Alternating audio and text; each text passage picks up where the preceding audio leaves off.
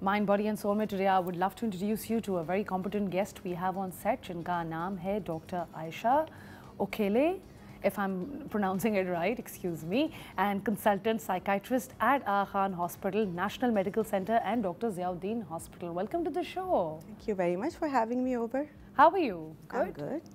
अच्छा, तो हम आज आपसे डॉक्टर डिस्कस करेंगे specially about epilepsy as a condition and we have been doing it for a while and we have been telling people that these are like electrical impulses in your brain जिससे reactivity होती है and although we've covered many aspects of it, तो अब हम आपसे specifically बात करेंगे कि मेंटल हेल्थ और एपिलेप्सी का बेसिकली क्या रिलेशन है। कुछ एक्सट्रैक्ट किया from this video and now हम अपना सवाल लेके डॉक्टर आयशा की तरफ जा रहे हैं। सो डॉक्टर आयशा, क्या रिलेशन है एपिलेप्सी एंड मेंटल हेल्थ का? देखिए, epilepsy and mental health are very closely related. वो इस तरह के जो लोग एपिलेप्टिक हैं, जिनको एपिलेप्सी है, उनके ब्रेन के अंदर देखा गया है कुछ स्ट्रक्चरल एबनॉर्मेलिटीज़ हैं, कुछ केमिकल इम्बैलेंसेस हैं। तो वही स्ट्रक्चरल एबनॉर्मेलिटीज़ एंड केमिकल जो पाथवेज हैं are responsible for many psychiatric conditions. और इसीलिए हम ये कहते हैं कि जो लोग एपिलेप्सी से सफ़र कर रहे हैं वो अपनी एपिलेप्सी को आइडेंटिफाई कराएं, डायग्नोज कराएं अर्ली एंड देन उसको ट्रीट कराएं so that we can prevent them from having psychiatric disorders. Like for example, लोगों को डिप्रेशन या एनजाइटी होने का रिस्क बढ़ जाता है जिनको एपिलेप्सी होती है। इसी तरह साइकोसिस का रिस्क बढ़ जाता है, जिसे हम कहते हैं दिमागी खलल की बीमारी, उदासी, घबराहट की बीमारी। तो इन चीज़ों का रिस्क बढ़ जाता है एपिलेप्टिक पेशेंट्स के अंदर।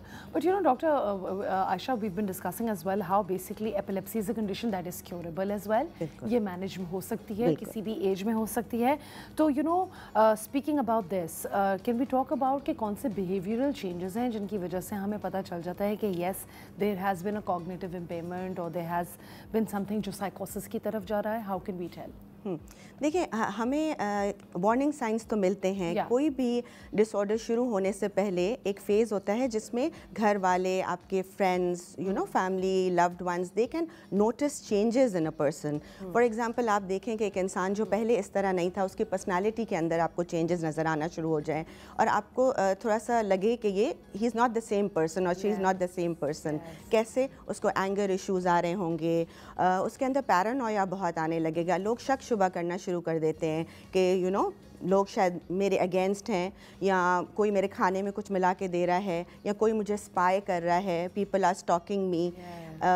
गुस्सा, शक शुबा, उदास हो जाना, लोगों से हट के विड्रॉ कर लेना खुद को, सोशल आइसोलेशन में चले जाना। तो ये सारी चीज़ें घर वालों को नज़र आती हैं, तो उसे प्लीज़ नज़रअंदाज ना करें। आप देखें कि अगर किसी के अंदर आपको उनकी शख्सियत के अंदर चेंजेस नज़र आ रहे हैं, उनके बिहेवियर के अंदर चेंजेस आ रहे हैं, या फिर घर वाले कंप्लेन कर रहे हैं कि मुझे याद कुछ नहीं रह रहा, मेरी मेमोरी इफ़ेक्ट हो रही है, मैं कॉन्सनट्रेट नहीं कर पा रहा, मैं फोकस नहीं कर पा रहा, so don't just ignore it. You have to pay attention to these things and you have to then consult the specialist to find out if there's something wrong. There's a possibility everything is fine, but assessment and to identify, before it gets worse is the key factor. Is the key factor. I would say.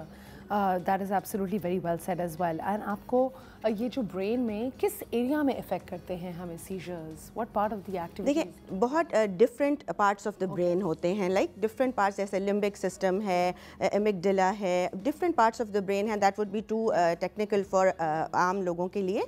लेकिन वो epilepsy जिन parts of the brain को effect करती है, वही parts of the brain are responsible for emotional regulation. इसीलिए जिनको epilepsy है उनके अंदर मूड स्विंग्स बहुत देखे गए हैं, उनके अंदर एंजाइटी देखी गई है, उनके अंदर डिप्रेशन देखा गया है, just because the pathways are the same. This is the reason. Very well explained, I really like it, very great.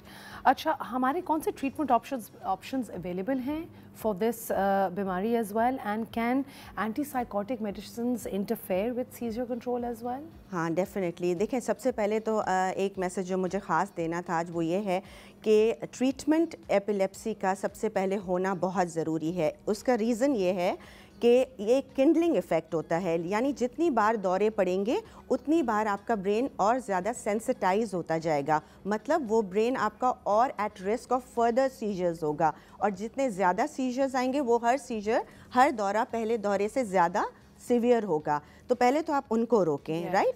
और फिर मैंने जैसे पहले कहा कि जब सीजर्स ज़्यादा होंगे तो साइकाइट्रिक इलनेसेस ज़्यादा होंगी।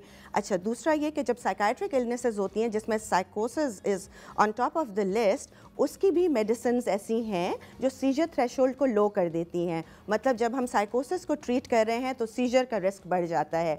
तो it's a very tricky situation, we have to be very careful in making a combination जहाँ पे हम एपिलेप्सी की मेडिसिन्स को और साइकोसिस की मेडिसिन्स को इस तरह लेके चलें कि कोई भी दूसरे डिसऑर्डर को वर्स ना करे। So it's very tricky, but it's achievable. It's a doable thing. Amazing. And you know, this might be a little unrelated as well, but I think ये भी एक important aspect है that you know there are a lot of these things that are happening also because the kids nowadays using recreational drugs with medicines after this, which creates psychosis as well, right? Yeah, that is an added risk factor. That is an added risk factor. So if you could just give a little bit of information about that, and perhaps we can spread awareness about that too. See, I would say epilepsy in itself is a risk factor for psychosis, right? And on top of that, अगर recreational drugs or alcohol भी उसका intake भी हो, तो we are doubling the risk of someone getting And what about psychosis. marijuana use as well? They all of them? Yeah, they all, you know, it increases the risk 6-fold than the general population. Great. If you're doing that. Okay. So we can imagine how damaging that would be. Great. Thank you so much for letting us know.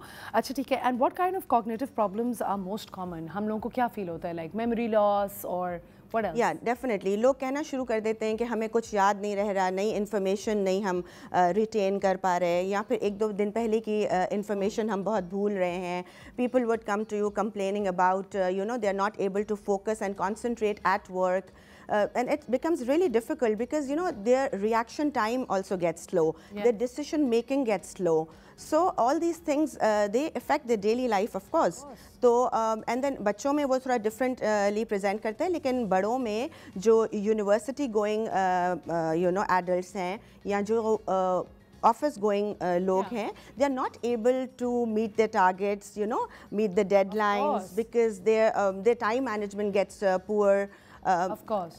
In short, I would say उनका काम, उनकी रोज़मर्रा की ज़िंदगी बहुत बुरी तरह मुतासर हो जाती है just because of the lack of concentration, the focus and the memory problems. Lovely.